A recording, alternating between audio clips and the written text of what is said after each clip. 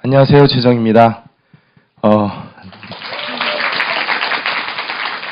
감기가 정말 독한가 봐요. 제가 감기 걸려가지고 목소리가 이거보단 조금 더 좋은데 그 좋은 목소리 못 들려드려서 좀 마음이 아프긴 하지만 어쨌든 이렇게 좋은 자리 불러주셔서 감사하고요.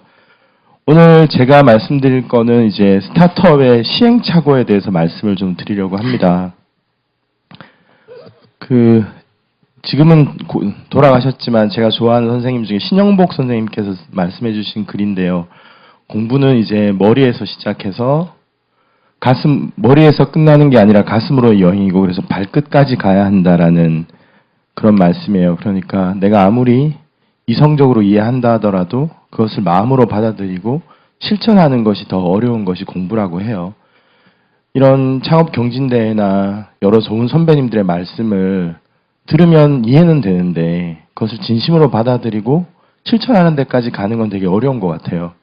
그래서 내가 이해하는 것은 머리에서 끝나서 되는 게 아니라 꼭 실천으로 이어져야 된다는 생각을 자주자주 해주시면 좋을 것 같아요.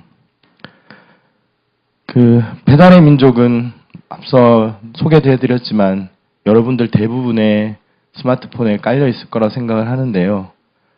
대략적으로 현재 상황은 저희가 지금까지 1,000억 이상의 투자를 받았고 올해 상반기 기준으로 매출이 349억 그리고 흑자를 전환했습니다. 이 정도면은 이제는 스타트업이라고 부르기에는 좀 약간은 넘어선 안정된 회사처럼 보이겠죠. 근데 여기까지 오는데 얼마나 걸렸을까요? 6년이 걸렸습니다. 그러면 6년 전의 모습은 어땠을까요? 지금처럼 1,000억의 투자를 받고 직원이 500명이 넘고 매출 상반기에 반기에 매월 수십억씩 매출을 내는 회사가 될 것이다 라는 기대는 했으나 그 모습이 어땠는지는 저희도 상상할 수 없었겠죠. 6년 전 사진입니다. 저희 계신 분이 김봉진 대표님인데요. 별로 세련돼 보이진 않죠. 모든 시작은 다 비슷한 것 같아요. 그런데 저렇게 작게 시작할 때 큰 꿈을 얘기하는 게 정말 쉽지 않은 것 같아요. 어떤 사람은 정신 나간 사람처럼 여기기도 할 테고. 그래서 6년이라는 긴 세월을 지난한 세월을 꾸준히 해왔기 때문에 지금의 모습이 있지 않나 생각이 듭니다. 그래서 오늘 발표하시는 탑10 그리고 지난 3개월 동안 하셨던 여러 창업팀들도 지금 내 스스로가 인정받지 못한다 하더라도 꾸준히 해내면 1년 후에, 2년 후에는 누군가가 인정해주고 알아봐주는 회사로 성장할 수 있을 거라는 희망을 가지시고 지치지 않길 바라고요.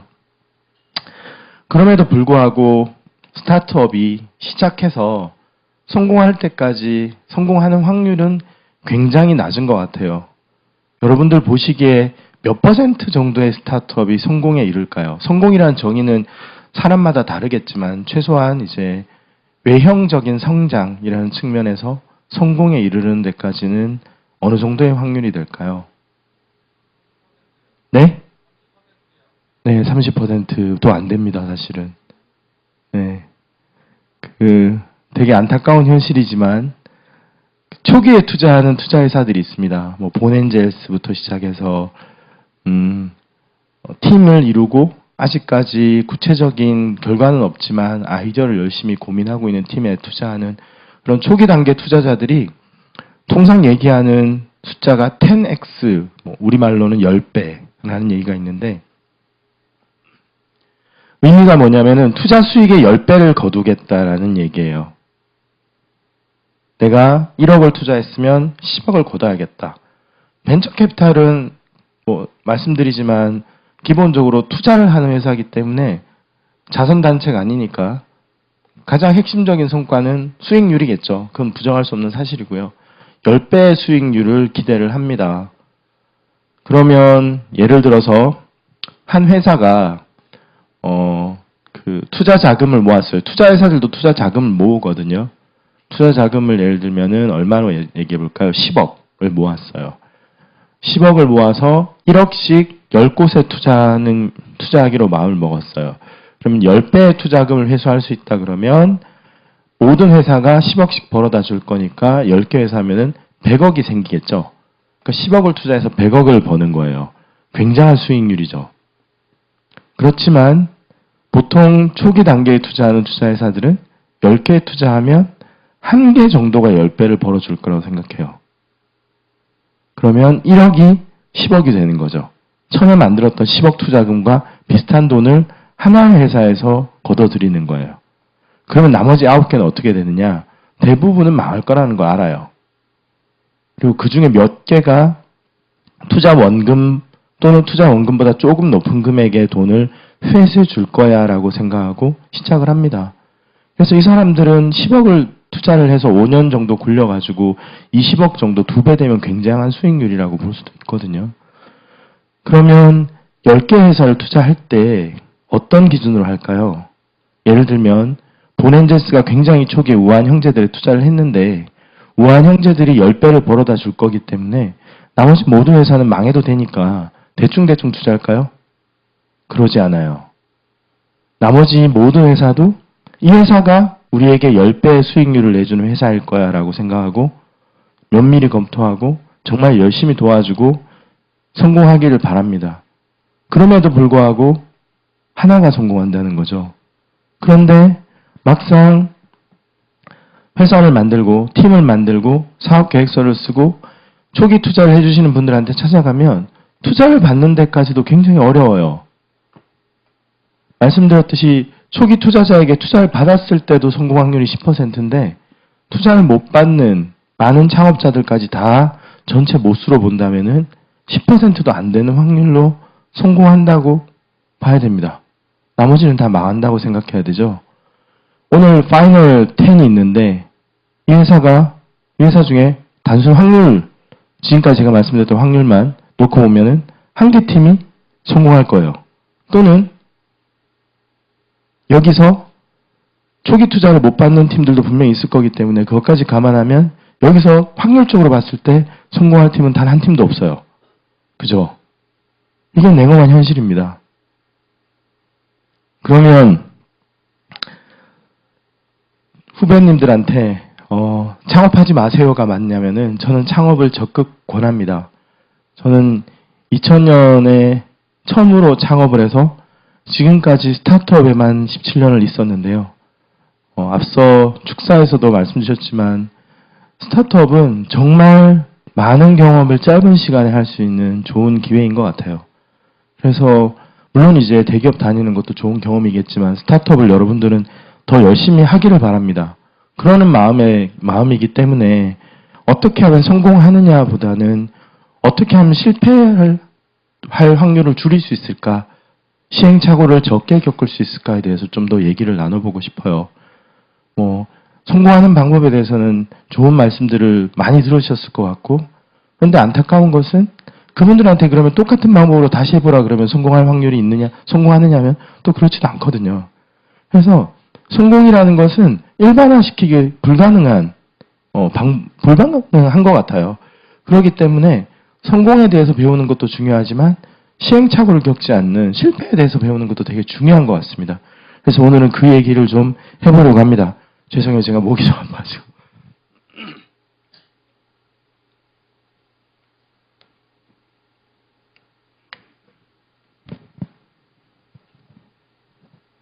그러면 이제 우선 스타트업을 정의를 내려봐야 될 텐데요.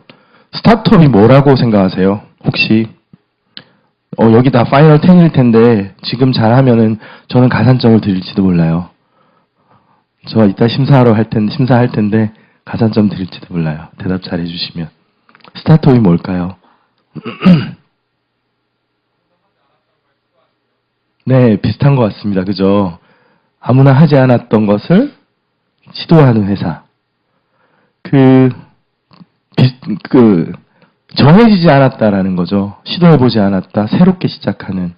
여러분들, 린 스타트업이라는 책이 있는데요. 꼭 읽어보시기를 권합니다. 스타트업을 하신다면은.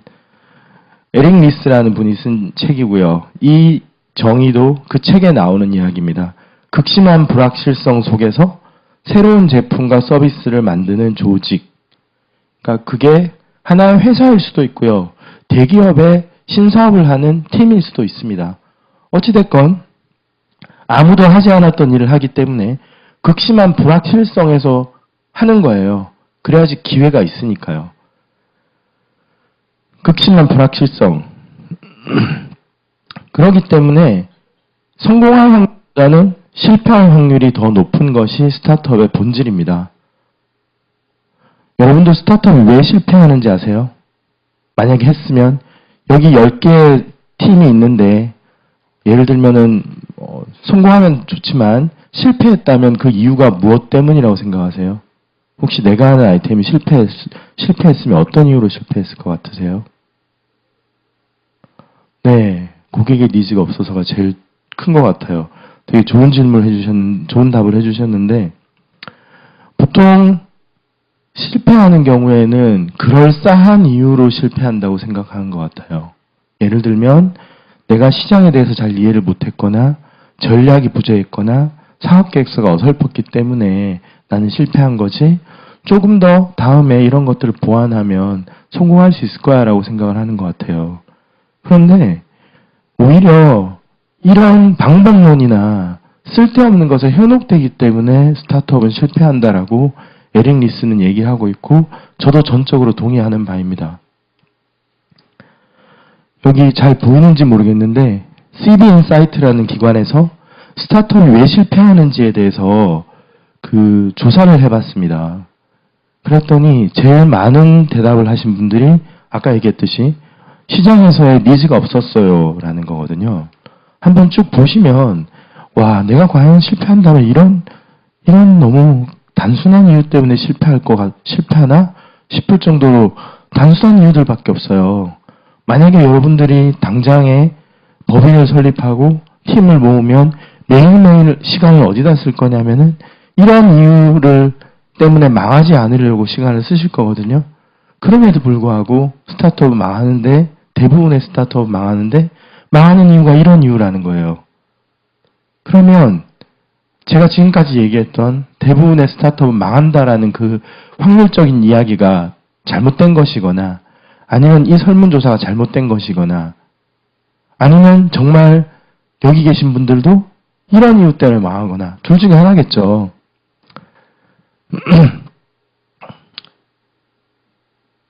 아이폰을 한번 생각해 봅시다. 아이폰 좋아하시죠? 안드로이드도 좋아하시고. 처음에 아이폰이 나왔을 때, 그 당시에 스마트폰이 대명사는 블랙베리였고요. 아니면은 뭐가 있었을까요? 피처폰인데 조금 더 기능이 많은 노키아 제품들, 이런 제품들을 소위 말하는 스마트폰이라고 부르던 시절에 스티브 잡스가 아이폰을 들고 나왔는데요. 여러분들 한번 생각해 보죠. 내가 스티브 잡스라고 생각을 하고 이 아이폰이라는 제품, 혁신적인 제품을 만들기로 마음먹고 피칭을 한다고 생각을 해봅시다. 그러면은 늘 배우는 것 중에 하나가 지금 이게 좀 문제가 있어서 다시 앞으로 갈게요. 아이고. 네. 지금 직접 해주시는 건가요? 네. 다음 슬라이드 부탁드릴게요. 네. 아이폰을 내가 지금 만든다고 생각하고 시장조사나 전략 사업 계획을 한번 생각해 봅시다. 뭐라고 피칭을 할까요? 제가 전화기를 혁신시킬 건데 그 전화기는 대략 2.5인치의 스크린을 가지고 있고요. 멀티 터치가 가능하고요. 인터넷이 됩니다. 메일을 볼 수 있고요. 인터넷 브라우징을 할 수 있고 아이튠즈에서 음악을 들을 수 있어요.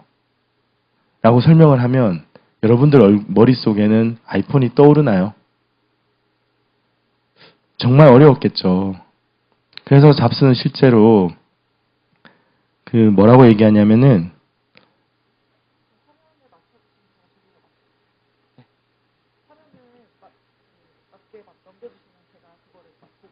네네네.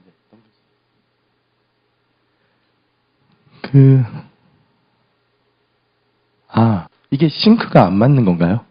눌러주시면 뒤에 화면이 넘어가고요. 네. 이걸 보고 맞추면 아, 네, 알겠습니다. 네네네.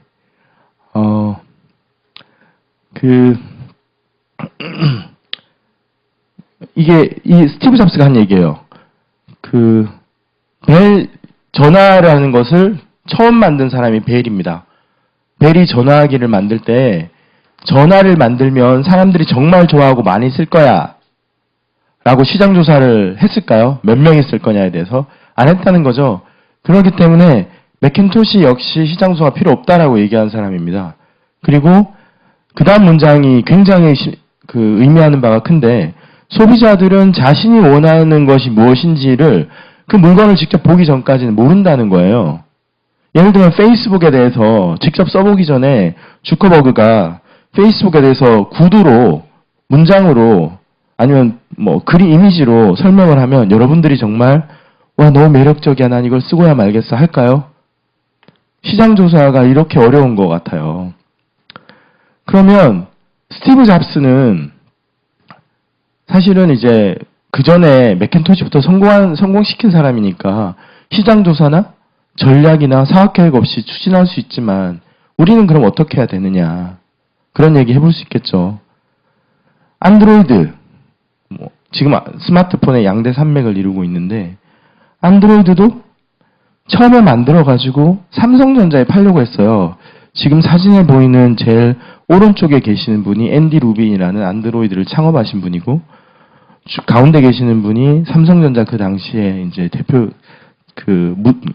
스마트폰 만드는 사업부의 사장님이셨는데 삼성전자는 아시겠지만 처음에 텔레비전, 브라운관 텔레비전으로부터 시작해서 반도체까지 시대가 바뀌면서 산업을 리드할 수 있는 아이템으로 빨리빨리 혁신해서 현재의 삼성전자가 되었는데 그 삼성전자조차도 스마트폰, 안드로이드의 가치를 몰라봤던 거죠.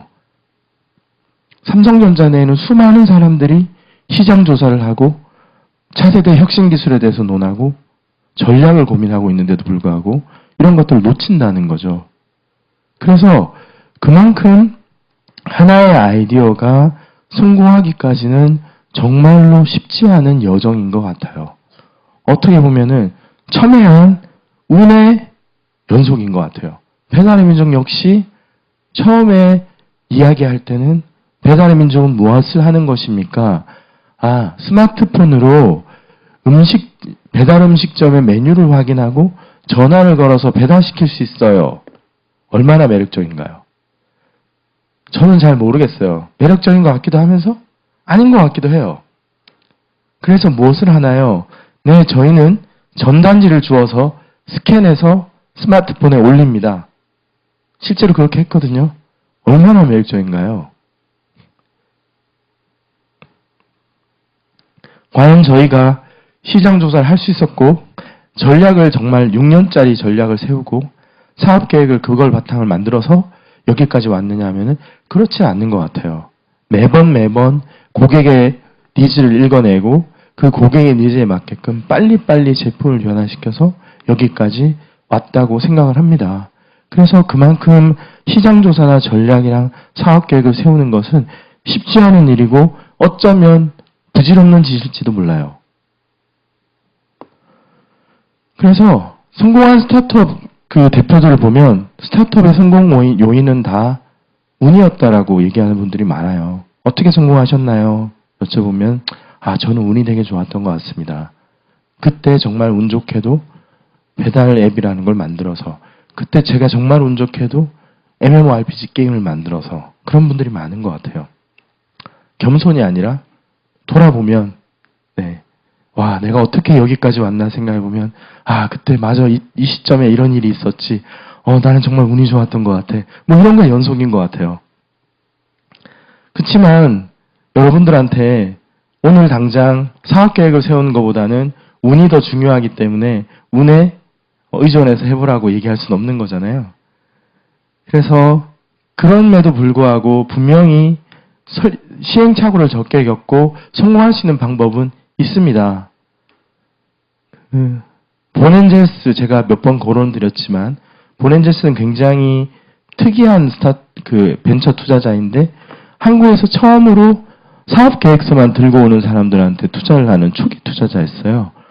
그 본엔젤스를 만드신 분은 장병규 대표님이신데 네오웨이즈라는 지금은 여러분들이 잘 기억을 못하지만 예전에 세이클럽과 피망으로 유명했던 네오웨이즈를 만드신 분이고 당신이 직접 창업을 해봤기 때문에 그 본엔젤스라는 초기 단계에 투자를 하는 이제 벤처 캐피탈을 만드셨는데 본엔젤스 웹사이트에 가보면은 본엔젤스의 역할에 대해서 이렇게 기술하고 있습니다. 뭐 여러 가지 있지만 요약을 하면 본엔젤스의 역할은 창업자가 시행착오를 최소화해서 성공에 집중할 수 있게 해주는 역할을 하고 있다고 얘기를 합니다. 두 번째는 회사는 어떻게 성공하냐면은 열정과 비전을 가진 창업자들, 여러분들 다 열정과 비전이 있으시잖아요. 그 사람들이 힘든 과정을 의지로 이겨내어야만 한다라고 얘기해요. 페이스메이커라고 합니다. 그래서 본인들을 창업자들이 긴 마라톤을 뛰는데 페이스메이킹을 해주는 것이 본엔젤스의 역할이라고 얘기하시는데 그래서 제가 드리고 싶은 얘기는 스타트업은 시행착오를 빼고서는 절대 이야기할 수 없는 것 같아요. 그러면 뻔하지 않는 정형화되지 않은 문제를 해결하는 스타트업이 어떻게 하면 시행착오를 적게 겪을 수 있을까 생각해 보면 자, 여러분들 많이 하는 사업계획서 한번 봅시다. 세콰이어 캐피탈에서 제시한 방법인데요. 보통의 사업의 시작은 사업계획서를 쓰는 것부터 시작을 합니다. 여기서부터 이제 시행착오를 줄여나가야 하는데 사업계획서 작성하는 포맷 중에 제가 제일 좋아하는 포맷이고 많은 투자자들이 이 포맷을 좋아하기도 합니다. 세콰이어 캐피탈은 참고로 미국에서 굉장히 유명한 투자자이고 여러분들이 아는 애플을 포함한 실리콘밸리에서 유명한 모든 IT 기업들은 다 세콰이어 투자를 받았다고 생각하셔도 무방합니다.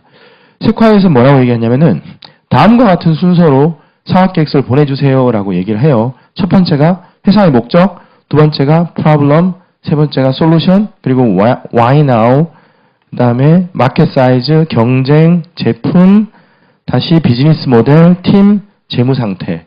이것을 대략 10몇 페이지 정도에 요약해 달라고 합니다.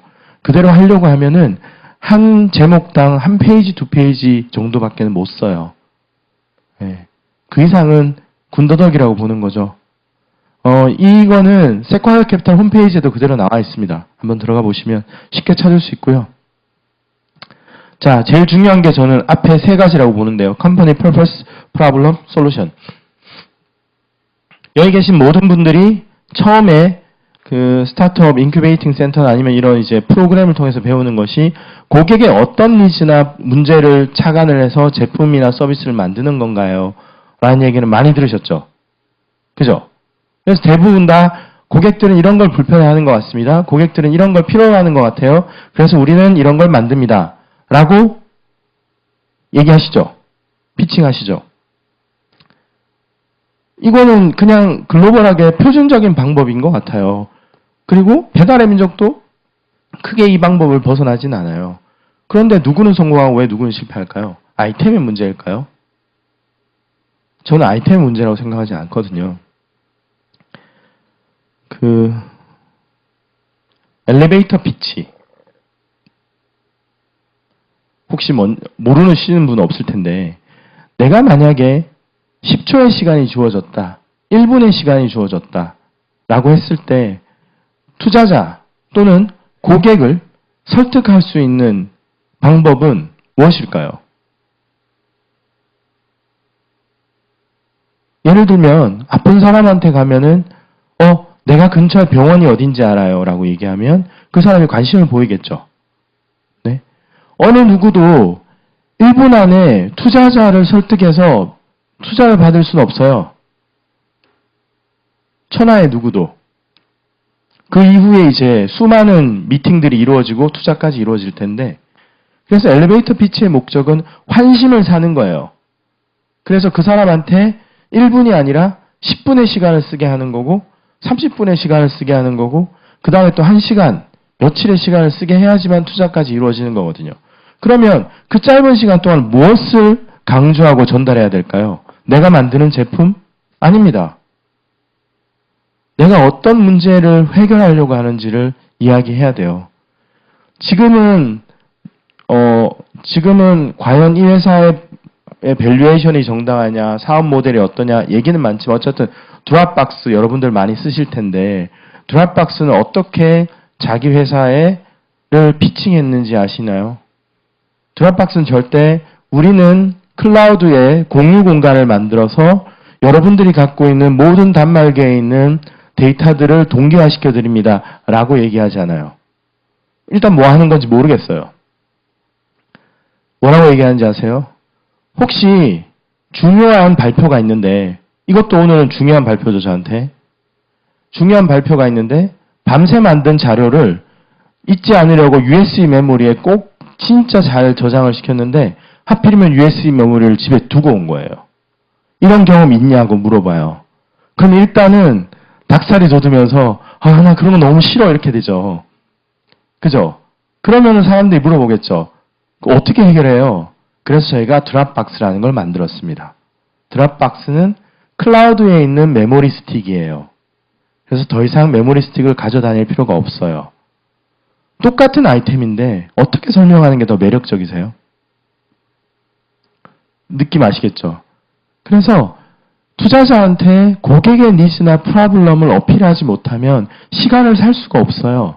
시간을 살 수가 없으면 세콰이어 캐피탈에서 얘기하는 그 뒤에 단 한 장도 넘길 수 없어요.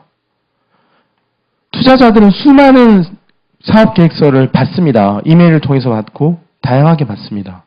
물론 뭐 투자를 받는다고 해서 결코 성공은 아니지만, 그랬을 때 어떤 기준으로 판단하냐면은 제일 먼저 제목을 보겠죠. 매력적이지 않으면 패스합니다. 매력적인 것만 모아놓겠죠.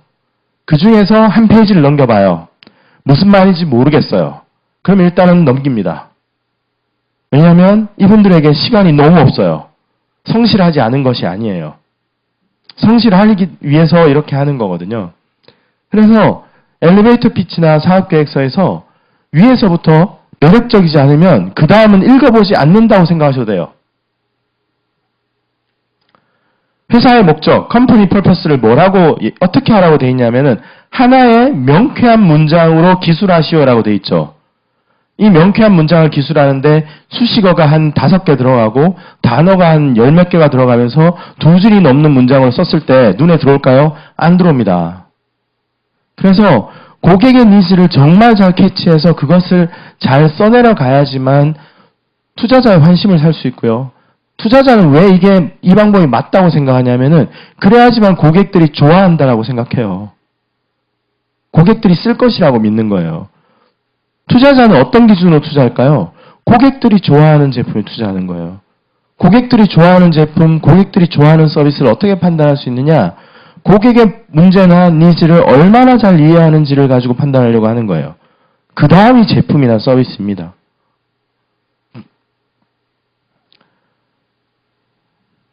그런데도 불구하고 왜 잘 안 되느냐? 아이러니하게도 이렇게 매력적인 고객의 니즈를 찾기가 쉽진 않아요. 그래서 피칭하는 걸 듣다 보면 고객의 니즈 또는 프로블럼과 자기가 하려는 솔루션과 그 서비스가 막 혼재되면서 어느 것이 먼저인지를 헷갈리게 하는 경우가 많아요. 그 웩더독이라고 하는데 일단 예제를 하나 가지고 나와봤어요. 같이 한번 고민해 봅시다. 굉장히 제가 진지하게 고민했던 아이템인데 한 5년 전쯤에 저는 딸이 10살이에요. 5년 전이면은 한참 막 걸어다니면서 막 아장아장 뭐 세상에 이거보다 이쁜 게 없는 그런 시대예요. 요즘 뭐 질풍노도의 시기를 겪고 있긴 하지만 5살짜리 아들이나 딸이 있으면 그렇게 이쁠 수가 없고 그러다 보니까 늘 스마트폰으로 이제 촬영을 하고 다니죠. 그 순간순간을 놓치기가 싫어서. 그래서 이거를 부모님한테 보내드리고 싶은 거예요. 시골에 계시는 부모님만큼 할아버지 할머니만큼 손자 손녀 사진을 보고 싶어하는 분도 없잖아요. 이것은 정말 우리가 고객의 니즈를 잘 캐치했다라고 생각이 들었어요.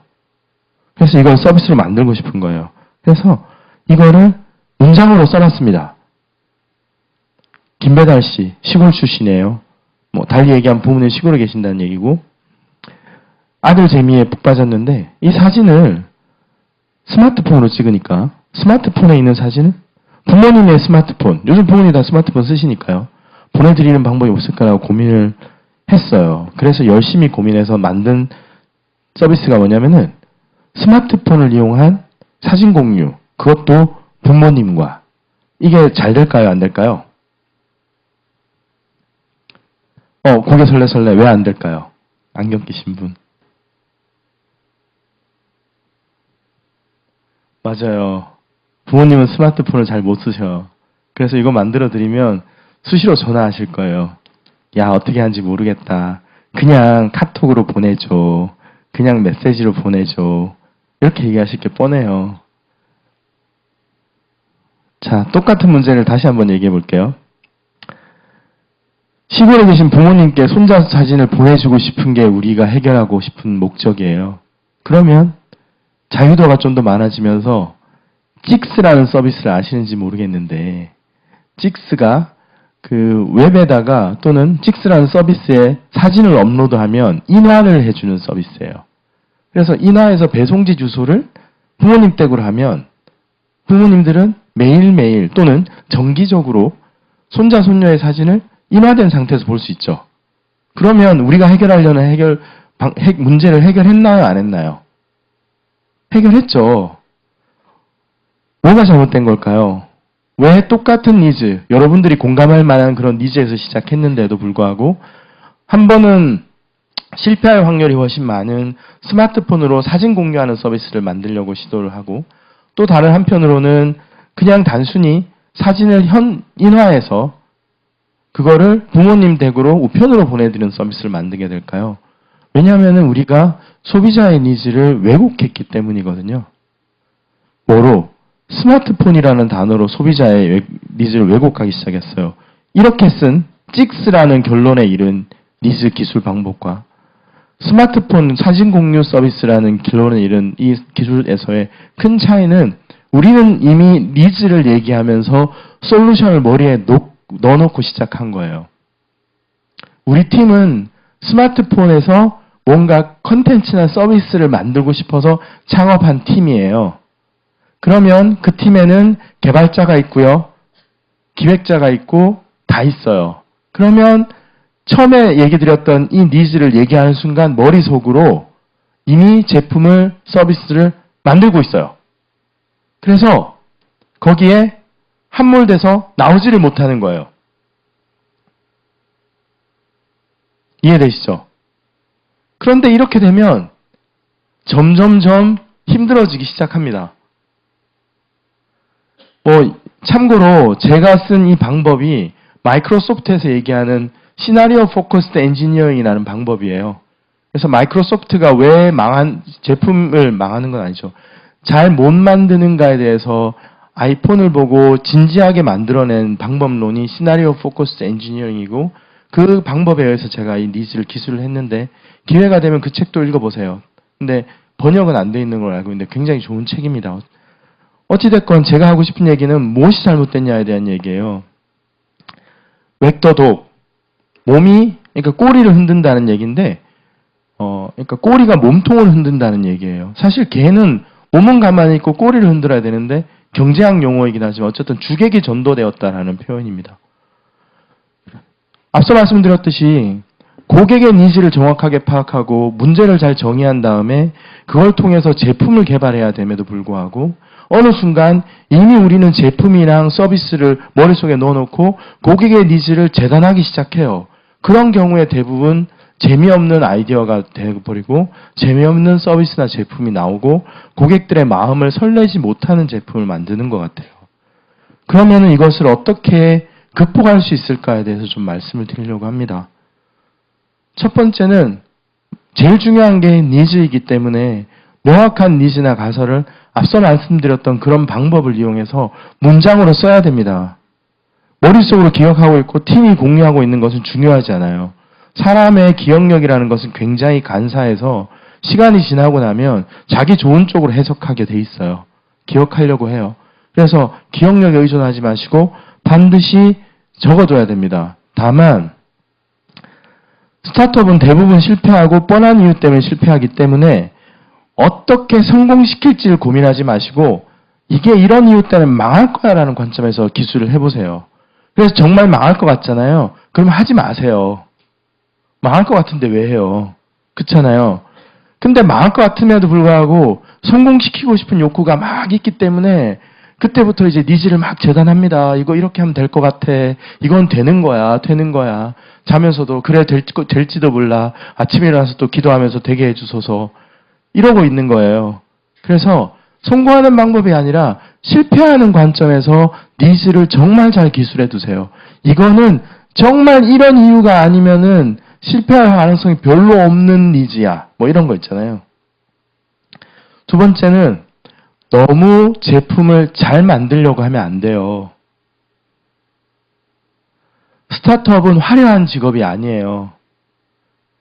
그래서 내가 이렇게 소위 말하는 개고생을 하고 만들고 있는데 대기업 갈 수 있는데 안 가고 이 고생을 하고 있는데 내가 고작 이런 거 만들려고 한 건 아닌데라는 욕구가 있을 수밖에 없어요. 사람이기 때문에. 그래서 내가 만든 물건이 초라해 보이는 게 너무 싫어서 포장을 하기 시작하는데 결론은 다 부질없는 짓이라는 거죠. 이런 말이 있습니다. 제품을 내놨는데 고객들이 욕을 하지 않으면 너무 늦게 내놓은 거라는 거예요. 그래서 욕먹을 각오하고 빨리 내놓으세요. 어떤 제품을 내가 확인하고자 했던 니즈를 가설이 맞는지 안 맞는지만 검증할 수 있는 제품을 내놓으면 됩니다. 린 스타트업에 소위 얘기하는 MVP를 빨리 내놓으면 돼요. 그리고 배우면서 시행착오를 줄이면 됩니다. 누구한테서? 우리 고객한테서. 린이라는 것은 린 스타트업을 읽어보신 분들하고 이야기를 해보면 다들 린하게 하고 계신다고 얘기해요. 자, 스타트업은 무조건 리소스가 부족해요. 열심히 일할 수밖에 없습니다. 그런 것을 린이라고 생각하시는 오류를 범하시는데 그거는 린한 게 아니고요. 그냥 스타트업을 하고 있으신 거예요. 스타트업을 하고 있는데 리소스가 남아 돌거나 시간이 남아 돌지는 않아요. 그래서 리소스가 부족하다, 특히 시간이 부족하다, 사람이 부족하다라는 것은 린하게 하고 있는 게 아니라 스타트업을 하고 있는 거예요. 그런데 저는 린 스타트업을 하라고 말씀드리잖아요. 그럼 린하게 하려면은 낭비를 없애는 건데 이 부족한 리소스로 쓸데없는 일을 하면 안 되는 거예요. 그 쓸데없는 게 뭐냐면은 고객이 원하지도 않는데 기능 하나 넣는 거예요. 그걸 원하느냐 안 원하느냐 어떻게 아느냐. 처음에 세웠던 가설을 검증할 수 있는 만큼만 하면 됩니다. 그게 MVP고요. 세 번째는 아무리 심지가 곱고 의지가 강한 대표도 팀도 다른 사람이 성공하면은 갑자기 조바심이 생기기 시작합니다. 특히 언제 그런지 아세요? 경쟁자가 잘 되는 걸 보면. 비슷한 아이템은 되게 많죠. 배달의 민족만 하더라도 배달통도 있었고 요기요도 있었는데 배달의 민족은 어떻게 보면은 후발주자예요. 그런데 누가 더 잘 되냐면은 살아남은 사람이 잘 된 거예요. 더 잘한 사람이 잘 된 거예요. 먼저 시작했다고 꼭 잘 되진 않아요. 먼저 중요한 마일스톤을 달성했다고 해서 잘 되진 않아요. 그게 투자가 됐든 뭐가 됐든. 그래서 다른 사람의 성공에 흔들리거나 특히 경쟁자를 의식하면은 실패할 가능성이 높아집니다. 게리 해머리라는 경영학 구루께서 쓴 이제 꿀벌과 게리라라는 책에 보면은 성공한 회사들은 대부분 경쟁자를 의식하는 것이 아니라 회사의 핵심 역량을 창조적으로 활용해서 새로운 시장을 만드는 데 집중을 했기 때문에 성공했다. 많은 성공 사례를 검토해 보니 이것은 단순히 직감적으로 드리는 말씀이 아니라 성공한 회사들을 많이 검토해도 다 이렇다라는 거예요. 그래서 절대 경쟁자를 의식하지 말았으면 좋겠습니다. 그리고 또 하나 못하는 것 중에 하나가 미련이 남아서 또는 여러 가지 이유로 결정을 못하는 거거든요. 그래서 결정을 해야 되는데 옳은 결정을 하는 게 아니라 클리어한, 명확한 결정을 시간을 두고 하는 연습을 해야 됩니다. 여러분들 중에 군대에 갔다 오신 분들도 있을 테고 여자분들 안 가보셨겠지만 저도 군대에서는 뭐 장교는 아니었으니 이런 교육을 받진 않았지만 어쨌든 미 군대에서는 이렇게 가르친다고 합니다. 장교들한테는 아무 결정을 하지 않는 것보다는 어떠한 결정이라도 하는 것이 더 낫다. 그래야지만 사람들이 적게 죽는데요. 진격을 하든 후퇴를 하든 뭔가를 해야 되지 가만히 있으면 안 된다는 거예요. 그래서 옳은 결정이 아니라 명확한 결정을 하게끔 교육을 많이 시킨다고 합니다. 그래서 시간을 두고 명확한 결정을 하게끔 했으면 좋겠는데 이런 얘기를 하면은 다들 이렇게 얘기하시죠. 정보가 부족한데 어떻게 결정하냐. 결정이 뭔지 아세요? 결정. 결정이라는 거의 자체는 의사결정이라는 것의 단어의 의미 자체는 정보가 부족함에도 불구하고 무언가를 결정하는 게 의사결정이에요. 정보가 정말 많잖아요. 그러면 결정할 게 없어요. 왜냐하면 그 정보가 모든 것을 다 이야기해주고 있거든요. 어떻게 하면 된다라는 것을. 그러니까 리더가 될수록, 대표가 될수록 가장 중요한 역량 중에 하나가 의사결정인데 의사결정은 기본적으로 정보가 부족함에도 불구하고 정하는 거예요. 그렇기 때문에 옳은 결정을 하는 연습을 하는 것보다 분명한 결정을 하는 연습이 더 중요합니다. 이렇게 물어보실 수 있겠죠. 그래서 팀원을 이끌고 이 산으로 끌고 갔는데 며칠 지났더니 아니라는 걸 알았어요. 그때는 어떻게 하느냐. 대표만이 할 수 있는 가장 강력한 단어가 있습니다. 내가 틀렸나 보다. 사과하듯이 할 필요 없고 당당하게 우와! 정말 기쁜 소식 있어. 뭔데? 내가 틀렸다는 걸 발견했어. 이 산이 아니야. 내려가자. 그렇게 하셔도 됩니다. 그 다음에는 또 다른 산으로 데려가세요. 이거 한 3번 반복하면 팀원들이 떠납니다. 맞아요. 그러면은 나는 의사결정할 수 있는 능력이 없구나. 그러면 나는 대표하기보다는 의사결정하는 사람이 잘하는 사람한테서 일하는 게 낫겠다라고 이해하시는 것이 더 맞습니다. 대표를 하고 싶어서 창업을 하고 싶어서 자기가 갖고 있지 않은 능력을 너무 과신해서 하실 필요는 없어요. 그러면 팀원들이 괴롭습니다. 그러면 내가 이 능력이 있느냐 없느냐 어떻게 확인해 보시느냐? 명확한 결정을 자주 해보세요.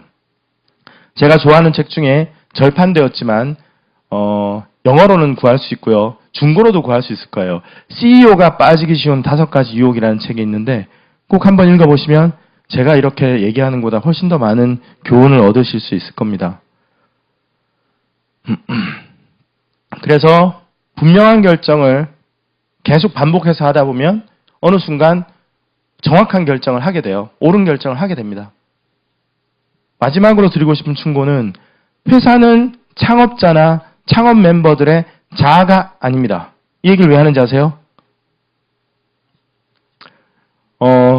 제가 이제 회사에서 하는 역할 중에 하나가 다른 스타트업에 투자하거나 M&A 하는 일을 많이 해요. 그래서 이제 그런 얘기가 이제 많이 알려지다 보니까 저한테 이제 특히 저희는 음식 관련된 회사에 관심이 있으니 피칭하러 오시는 분들이 되게 많아요. 그런 분들하고 얘기를 하다 보면 저도 예전에 스타트업 했을 때는 똑같았지만 뭐 이렇게 부정적인 얘기를 하면 굉장히 방어적으로 바뀌면서 네가 감히 나의 자아에 대해서 공격을 한단 말이지? 이렇게 바뀝니다, 사람이. 농담이 아니고요. 정말입니다. 저는 단지 그분이 가지고 온 아이디어와 그리고 그러니까 아이디어라고 하면 고객의 니즈, 문제, 그리고 그걸 해결하기 위한 제품과 서비스에 대해서 저는 이럴 수도 있겠다라는 질문을 한 것뿐인데 마음속으로는 이런 생각을 하시는 것 같아요. 네가 이 사업을 알아? 나는 1년 365일 이 고민을 하고 있는데 네가 배달민족 다닌다고 다 아는 거 아니야? 네가 감히 어떻게 이런 질문을 할 수 있어? 내가 지금은 지면이 부족해서 대답을 생략하지만 내가 내 대답이 옳다는 것을 실현하여 보여주리라 하고 가시는 분들도 있어요. 제발 그러지 마세요. 가급적 많은 질문과 공격을 받으셔야 됩니다. 제일 바보 같은 짓이 그렇게 해서 1년을 보내고 났는데 이제 1년 지나고 나서 생각해보니 그때 그 사람 말이 맞았어 만큼 바보 같은 짓이 어디 있어요. 그러니 많은 사람들을 만나서 내 아이디어가 이렇다라는 얘기를 해보셔야 돼요. 특히 고객에 가까운 분들한테. 그러면 그분들이 많은 이야기를 해주겠죠. 그것을 모아서 좀 더 나은 방향으로 계속 개선해 나가야 됩니다. 자아 실현이 아니에요, 절대 창업은. 대부분의 창업자들은 이고가 센 편이에요. 그러지 않으면 대기업을 잘 다니셨겠죠. 그런 분들이기 때문에 특히나 이런 유혹에 잘 빠지시는 것 같아요. 그래서 회사는 절대 창업자의 자아가 아니기 때문에 그런 투자자나 아니면은 좋은 어드바이즈를 해주실 멘토나 고객들이 하는 얘기에 대해서 무조건 들을 필요는 없지만 공통적으로 이야기하는 부분들이 있다면은 그것은 어쩌면 옳은 것일지도 몰라라고 한 번쯤은 돌아보는 것이 훨씬 더 시행착오를 적게 겪는 방법인 것 같습니다. 그래서 여러분들은 실패를 두려워하지 마시길 바랍니다. 말씀드렸듯이 성공할 확률보다 실패 확률이 훨씬 더 높고요. 인생에서 스타트업으로서 경제적인 또는 자아 현실을 성취하기 위해서는 한 번만 성공하시면 돼요. 여러 번 할 필요도 없어요. 한 번을 그러면 어떻게 성공할 것인가에 대해서 잘 고민해 보시면 좋을 것 같습니다. 제가 준비한 얘기는 여기까지고요.